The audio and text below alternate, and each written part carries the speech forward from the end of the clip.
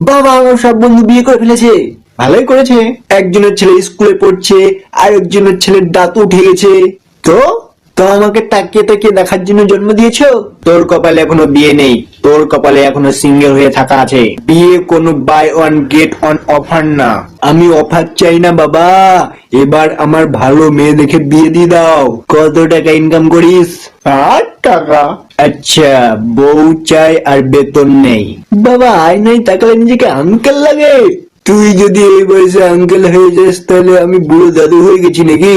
বাবা, আজ যদি দেরি করি তাহলে পাত্রীর বাবা বলবে এই বুড়োর সঙ্গে আমি আমার মেয়ের বিয়ে দেব না, তখন আমার বিয়েই হবে না।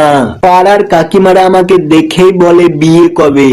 আর পাড়ার কাজই হচ্ছে তো এরকম বলা।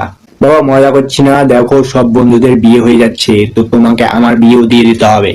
আমি বুঝি, কিন্তু তোকে আগে শক্ত হতে হবে। মানে? তুই নিজের পায়ে দাঁড়া, তোকে আর বিয়ের কথা ভাবতে হবে না, আমি তোর ঘটক হব। আচ্ছা। এত তাড়া না, আগে ইনকাম করে দেখা। তার মানে আমি বিয়ের আগেই বুড়ো হয়ে যাব?